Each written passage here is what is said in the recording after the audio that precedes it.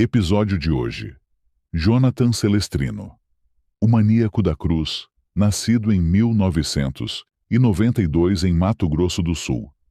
Um garoto comum, sociável e trabalhador. Este é o perfil conhecido de Jonathan Celestrino.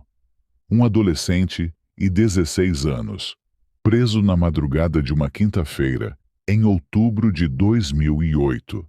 Seus crimes: 3 assassinatos em série, na cidade de Rio Brilhante. Não se tem detalhes sobre sua vida na infância ou adolescência. E o que se sabe com relação? Os detalhes dos crimes foram contados pelo próprio assassino e por uma sobrevivente. O primeiro caso estranho de assassinato foi em 24 de julho de 2008. O pedreiro Catalino Gardena, de 33 anos, foi encontrado morto em um terreno baldio. Segundo a perícia, ele foi morto com uma facada no coração e enforcado com um saco de lixo. E seu peito foi escrito a faca, a palavra em. E ele estava deitado no chão, com os braços e pernas dispostos, de modo como se tivesse sido crucificado exatamente um mês depois.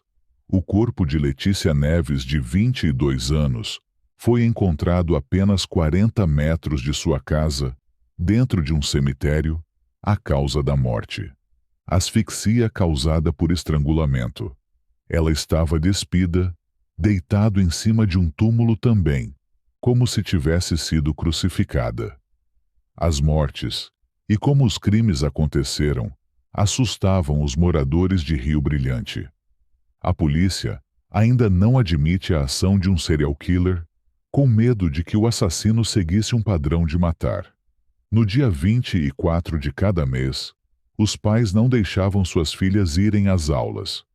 Comércios fecharam antes do horário. Ruas, praças e calçadas ficavam desertas. Ninguém ousava sair de casa. Segundo boatos, bilhetes foram encontrados ao lado das vítimas na cidade. Diziam que o bilhete continha o nome de 7 pessoas a serem mortas, o que foi chamado de a lista do diabo. Mas isso nunca foi confirmado pela polícia. Aliás, a polícia não tinha nenhuma, nem experiência nesse tipo de crime. Enquanto isso, os crimes batizados de crimes da cruz ganharam as manchetes no Brasil. No dia 7 de outubro de 2008, um terceiro corpo apareceu. Grace Kelly, de 13 anos. Ela foi encontrada morta em uma casa em construção. No local do crime, foram encontradas algumas cruzes e um bilhete com letras soltas. Uma das palavras que as letras formavam era inferno. Na época, uma das redes sociais mais usadas era o Orkut, e a polícia passou a acessar os perfis das meninas assassinadas para tentar encontrar alguma relação entre elas, que pudessem fazer menção, ou algum tipo de ligação. Alguém comum, alguma desavença, algo que de alguma forma sugerisse uma linha de investigação. E realmente foi através dessa pesquisa que encontraram no perfil de Glaze um recado que dizia: mortos não recebem scraps, seus doentes. Essa era a única mensagem entre tantas, que não lamentava ou dava condolências. Parecia não demonstrar empatia ou sensibilidade. O usuário que havia escrito usava o nome The Dog, Hell 666. Paralelo a isso, havia também uma menina que havia escapado da morte, Carla, de 17 anos, que conta que ao sair de um show de comemoração de aniversário da cidade, tentou ligar para sua mãe para que fosse buscá-la. Sem créditos no celular, ela precisou recorrer a um orelhão e conseguiu falar com sua mãe, que havia providenciado que a buscasse. Porém, ao desligar o telefone, ela foi abruptamente abordada por um sujeito que ela não conhecia. Jonathan Celestrino. E sim, dizer muitas palavras portando uma faca, a obrigou a caminhar entre as ruas, enquanto falava sobre libertar dos pecados e enviar para o céu, até chegarem a uma construção. Lá Jonathan fez uma espécie de entrevista, que era como ele decidia se sua vítima iria morrer ou não. Era como se ele estivesse testando a pureza da vítima, com perguntas sobre namoro, virgindade, sexo e idade. O celular ainda tocava quando o assassino citou que ela devia ser muito amada pela sua família. Depois de mais um tempo de conversa, o rapaz ficou convencido de que Carla merecia viver e disse: "Você é realmente ingênua.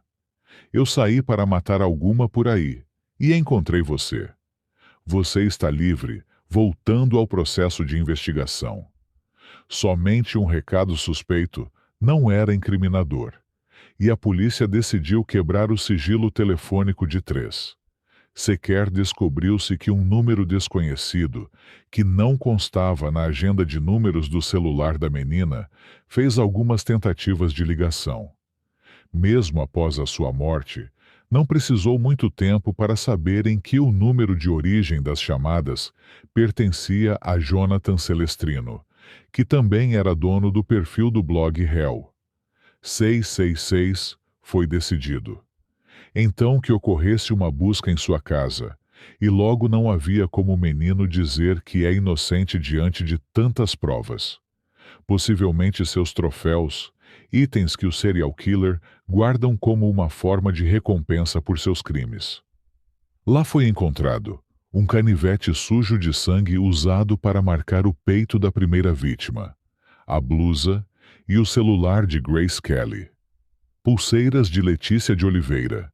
Recortes de jornais com reportagens sobre o caso no pôster do maníaco do parque. A frieza do adolescente demonstrava características de psicopata. Não havia remorso, e dizia que planejava matar novamente. Ele diz que matava as vítimas, porque elas acreditavam em Deus, mas não viviam conforme os seus ensinamentos divinos. Catalino havia morrido, porque era alcoólatra e homossexual. Letícia, porque era homossexual. E Glaze, por ser usuário de drogas. Ele colocava as vítimas em posição de crucificação para que elas encontrassem o seu Deus. Segundo ele, nessa posição, a salvação. Viria logo o maníaco da cruz sair à caça durante a noite. E de dia, com uma faca, quem aparecesse na sua frente, de preferência mulheres, ele as obrigavam a segui-lo até encontrar um local deserto, normalmente um cemitério lotes, ou construções. Após matá-las, colocava o ouvido no peito da vítima, para assegurar que o seu coração havia parado. Então, colocava os corpos em posição de crucificação. Um laudo psicológico feito na época atestou o adolescente como normal, mas de extrema periculosidade, podendo matar novamente se for solto.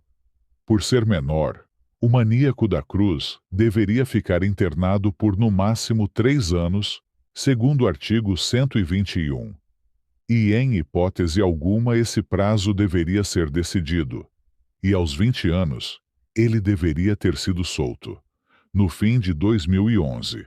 Mas, em um novo laudo psiquiátrico feito na época, contava que Jonathan possui traços esquizofrênicos, típico de um psiquiatra forense. Disse que o serial killer possui alterações de conduta conhecido como condutor fatia. De acordo com o psiquiatra, os riscos do maníaco da cruz voltar a cometer outros crimes é muito grande. Por isso, ele afirma que o jovem não deveria ser reinserido no convívio com a sociedade. As pessoas nascem dessa forma por conta de algum tipo de plantação genética. Não existe cura para esse tipo de desvio. O maníaco da cruz possui itens como falsidade e ausência de culpa ou empatia com o outro, impulsividade e controle de impulso deficiente, respostas bizarras, manipulação, ausência de culpa e compaixão, necessidade de ser respeitado, e prometeram ânsia com falha de outras pessoas. Foram confirmadas as necessidades de tratamento, indicando a psicoterapia e internação com assistência psiquiátrica e psicológica que assegure a integridade dele. E de terceiros, Jonathan Celestrino fugiu da Universidade Educacional de Internação em 3 de março de 2013 e foi para o Paraguai, apesar de não poder ser preso, pois já havia cumprido sua pena. A polícia do Paraguai o prendeu em 29 de abril de 2013. Na mesma noite, ele foi entregue às autoridades brasileiras. Novamente, o juiz de Ponta Porã, em 20 de junho do mesmo ano. Depois de muito impasse de o que fazer, com o rapaz que não poderia mais ficar preso, buscou por vagas em instituições psiquiátricas, mas elas não queriam recebê-lo por considerá-lo perigoso à justiça. Queria mantê-lo recluso. A equipe médica da psiquiatria da Santa Casa de Campo Grande. Depois de alguns dias que o manteve lá, apresentou um laudo pericial de que o jovem poderia voltar ao convívio social. O maníaco então foi interditado judicialmente dessa forma, apesar de já ter cumprido os 3 anos de internação pelas 3 mortes. Ele só pode voltar ao convívio da sociedade, por ordem da justiça. Jonathan Celestrino matou suas vítimas após uma torturante entrevista para saber se elas eram puras ou falsas. Estrangulou com as próprias mãos e, após ter certeza de que estavam mortas, as colocava em posição de cruz, tudo para purificar o mundo e salvar almas.